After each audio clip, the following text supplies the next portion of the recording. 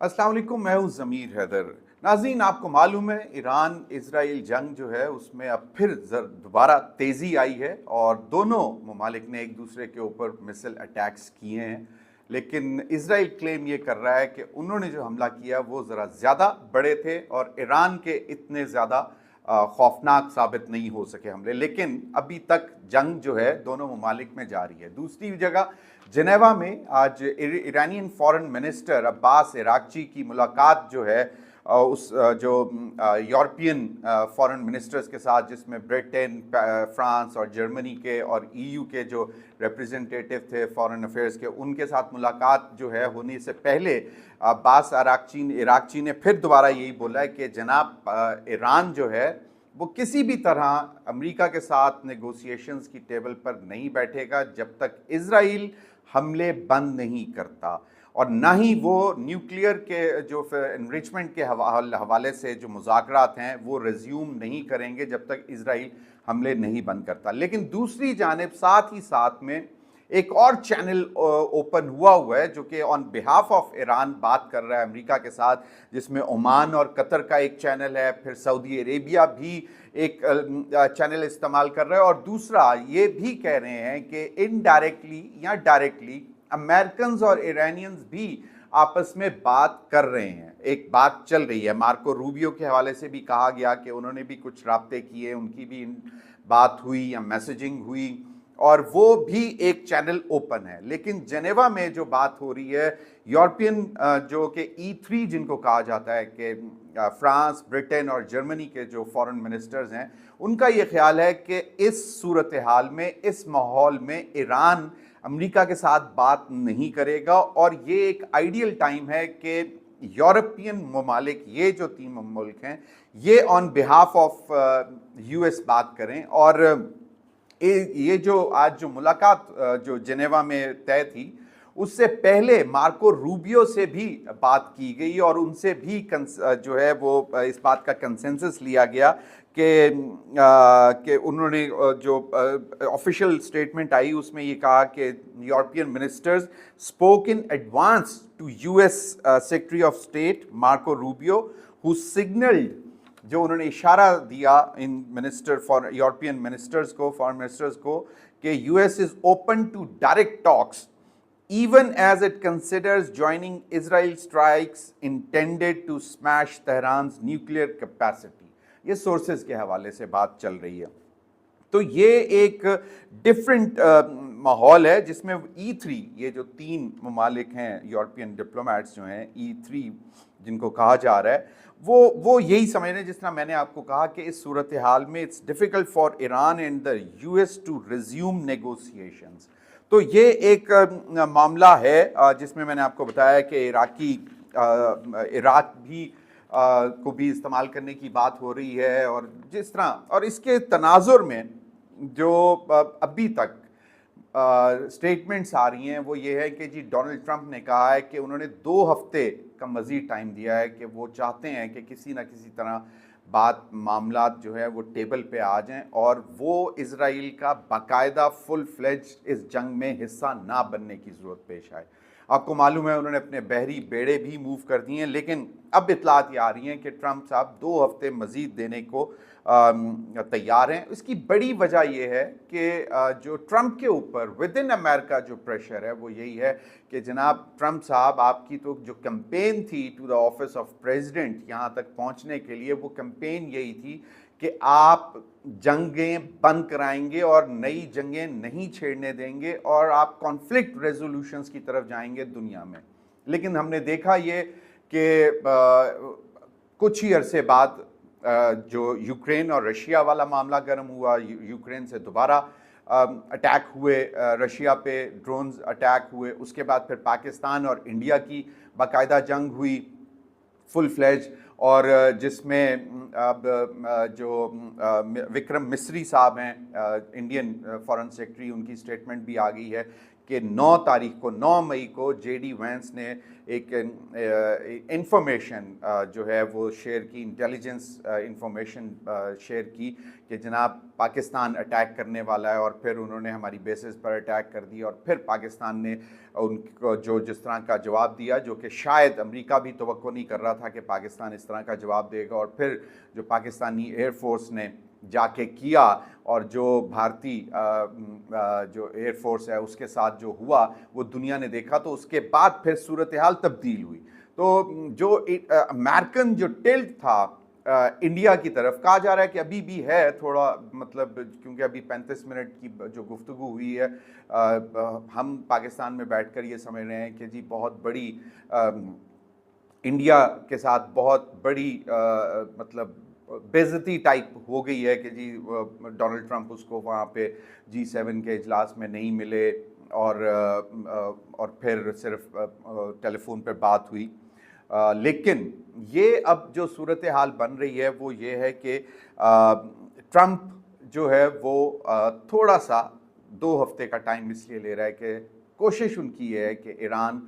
Table पे बैठ जाए और एनरिचमेंट, यूरेनियम एनरिचमेंट के हवाले से कोई डील दोबारा नेगोशिएट करके ईरान को रोका जाए। तो ये एक सूरत हाल है जिसमें मैंने आपको बताया कि अब्बास इराक्ची जो कि ईरानियन फॉरेन मिनिस्टर हैं, उन्होंने वाज़ेह तौर पर कह दिया कि जब तक इजराइल हमले बंद नहीं करेगा तब तक मामलात टेबल पर नहीं आएंगे, हम बात करने को तैयार नहीं हैं। लेकिन यूरोपियन मिनिस्टर्स अपनी तौर पर कोशिश कर रहे हैं, उन्होंने मार्को रूबियो से भी जो है वो कंसेंट ले ली है कि हम कन्विंस करने की कोशिश करते हैं, और उन्होंने कहा कि जी अमेरिका जो है डायरेक्टली ईरान के साथ बैठने को तैयार है। तो ये कंसेंसस ले रही है। तो अब यूरोपियन E3 के जो फॉरेन मिनिस्टर्स हैं, ब्रिटेन, फ्रांस और जर्मनी, इनकी कोशिश ये है कि ईरान को कम से कम इस बात पर कन्विंस कर लिया जाए कि जी आप अब अमेरिका के साथ टेबल पर बैठकर बात करें। लेकिन ईरान का भी एक मौक़िफ़ है, और जिस तरह मैंने आपको पहले बताया कि अभी तक जो है वो जंग में एस्केलेशन हो रही है, बढ़ रही है, यानी कि दोनों तरफ से हमले जारी हैं। अब इसी जो तनाजुर में आपको मालूम है कि फील्ड मार्शल आसिम मुनीर साहब की डोनाल्ड ट्रंप से मुलाकात हुई, और वो अभी भी शायद वाशिंगटन में ही हैं। मार्को रूबियो से भी मुलाकात हुई क्योंकि वो नेशनल सिक्योरिटी एडवाइज़र भी हैं, और जो वो उनसे भी वो US सेक्रेटरी ऑफ स्टेट हैं, उनसे भी मुलाकात हुई, और ईरान इजराइल की जंग के सूरत हाल पर भी बात हुई डोनाल्ड ट्रंप के साथ, लेकिन उसमें तफसीलात नहीं बताई। अब ये एक नया सवाल है कि ट्रंप ने एक स्टेटमेंट दी कि मैं ये समझता हूँ, यानी कि ट्रंप ने कहा कि ट्रंप ये समझते हैं कि ईरान को पाकिस्तान से बेहतर कोई नहीं समझता, क्योंकि वो हमसाया मुल्क है, इस्लामी बरादर मुल्क है, तो वो ईरान को बेहतर समझता है, और इस हवाले से शायद वो चाहेगा कि पाकिस्तान कोई किरदार अदा करे, या तो पीस में, यानी कि इस रीजन में पीस बरकरार रखने के लिए अपना किरदार अदा करे, और यकीनन फील्ड मार्शल आसिम मुनीर साहब ने भी यही कहा होगा कि पाकिस्तान जो है वो अपना किरदार अदा करेगा, क्योंकि कोई भी नहीं चाहता कि इस खित्ते में या दुनिया में कहीं पे भी अनरेस्ट हो, और ख़ास तौर पर ऐसे ममालिक की जंग में जहाँ पे अगर न्यूक्लियर मामलात, न्यूक्लियर जंग की तरफ जाने का ख़तरा हो, तो वो ना सिर्फ उन ममालिक को लेकिन इर्द गिर्द के ममालिक को भी ख़तरा हो सकता है। और वाज़े तौर पर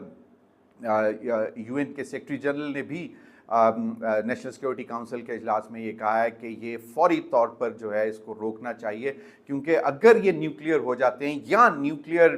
फैसिलिटीज़ पे हमले भी होते हैं और वहाँ पे भी, तो फिर जो उसकी रेडिएशन है वो ना सिर्फ उस मुल्क बल्कि बहुत ज़्यादा दूर तक जाएगा और दुनिया को उससे ख़तरा होगा। आपको मालूम है क्लाइमेट चेंज के मसाइल पहले ही हैं, दुनिया को सबसे बड़ा चैलेंज उसको समझा जा रहा है। तो अगर न्यूक्लियर फैसिलिटीज़ अटैक हो जाती हैं इजराइल में या ईरान में और वहाँ से रेडिएशंस निकलती हैं, तो वो तो फिर बहुत ही खौफनाक और ख़तरनाक चीज़ है और पाकिस्तान नेबरली कंट्रीज़ के लिए भी ख़तरनाक है।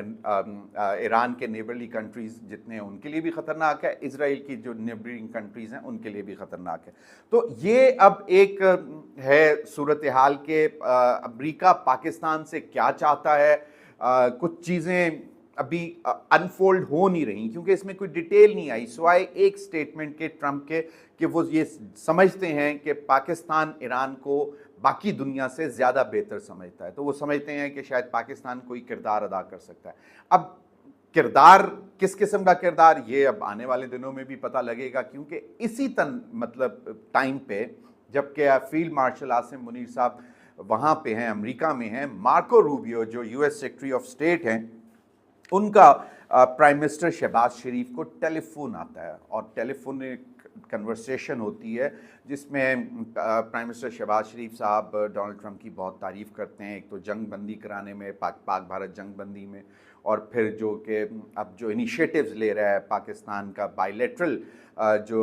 एक दूसरे के साथ कोऑपरेशन बढ़ने जा रहा है, बाहमी कोऑपरेशन जिसमें ट्रेड है, माइंस एंड मिनरल्स हैं, फिर क्रिप्टो है और बहुत सी ऐसी चीज़ें हैं जो कि पाकिस्तान जो करना चाह रहा है अमेरिका के साथ, और उसमें डोनाल्ड ट्रंप जो है वो इनिशिएटिव ले रहे हैं कि पाकिस्तान के साथ इन मामलात में मज़ीद कोऑपरेशन को बढ़ाया जाए, तजारत में बढ़ाया जाए, क्रिप्टो में बढ़ाया जाए और फिर माइंस एंड मिनरल्स में इन्वेस्टमेंट्स लेके आएँ और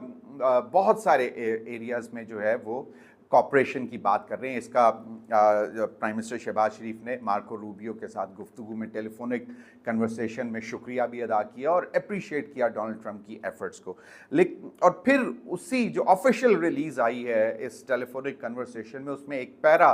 जो ईरान इजराइल के हवाले से भी यकीनन बात हुई है और उसमें प्राइम मिनिस्टर शहबाज शरीफ ने इस बात पर जोर दिया कि तमाम दुनिया को पीसफुल रेजोल्यूशन, ईरान और इजराइल जंग का पीसफुल रेजोल्यूशन जो है वो ढूंढना चाहिए क्योंकि ये एक बहुत बड़ा क्राइसिस सिचुएशन है जिसमें प्राइम मिनिस्टर ने ये कहा है कि prime minister Shahbaz emphasise to find a peaceful resolution to this grave crisis. किस तरह? Through dialogue and diplomacy. तो प्राइम मिनिस्टर शहबाज शरीफ ने मार्को रूबियो को जब ईरान और इजराइल के तनाजुर में उनकी गुफ्तगू हुई तो उसमें उन्होंने इस बात पर जोर दिया कि पीसफुल रेजोल्यूशन जो है चाहिए इस गंभीर मसले का और वो डायलॉग और डिप्लोमेसी से हो सकता है। और फिर आगे प्राइम मिनिस्टर ने ये भी कहा यकीनन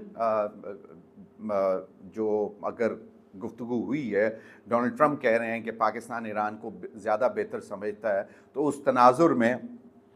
पाकिस्तान प्राइम मिनिस्टर ने ये कहा कि Pakistan was ready to play a constructive role in any effort for peace in the current situation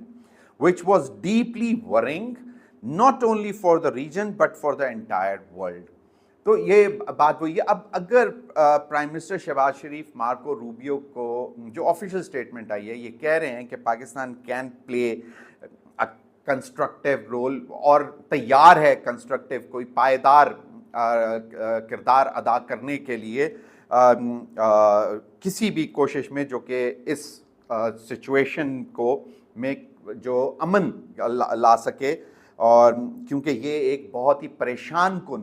उन्होंने कहा कि विच वॉज डीपली वरिंग कि ये बहुत परेशान कुन एक सिचुएशन बनी हुई है ईरान और इजराइल जंग की जो कि ना सिर्फ इस रीजन के लिए बल्कि दुनिया के लिए ख़तरनाक है। अब सवाल ये पैदा होता है कि अगर ये प्राइम मिनिस्टर ने ये स्टेटमेंट दी है तो इसका मतलब है कि मार्को रूबियो ने कुछ तो मांगा होगा, कुछ तो कहा होगा कि जनाब आप क्या कर सकते हैं आप बताएं, या हो सकता है कुछ इससे ज़्यादा भी कोई डिमांड की हो, लेकिन वो अभी चीज़ें क्लियर नहीं हैं। आने वाले दिनों में पता लगेगा कि पाकिस्तान ने अगर कहा है कि वो एक कंस्ट्रक्टिव रोल प्ले कर सकता है तो वो क्या होगा, वो आने वाले दिनों में पता लगेगा कि वो क्या रोल हो सकता है। तो ये एक डेवलपिंग सिचुएशन है क्योंकि अगर पाकिस्तान पे इतना फोकस आ रहा है जहाँ पे डोनाल्ड ट्रंप ने एक बड़ी अहम ज़ोहराने पर मुलाकात की और फिर ओवल में मीटिंग की फील्ड मार्शल आसिम मुनीर से, और जब फील्ड मार्शल आसिम मुनीर साहब अभी अमेरिका में मौजूद हैं, मार्को रूबियो का प्राइम मिनिस्टर शहबाज शरीफ को फ़ोन आ जाना, और फिर उसके बाद ये भी इतलात आई कि प्राइम मिनिस्टर शहबाज शरीफ मौलाना फजल रहमान से मिलने गए हैं। अब क्यों मिलने गए हैं, क्या ऐसा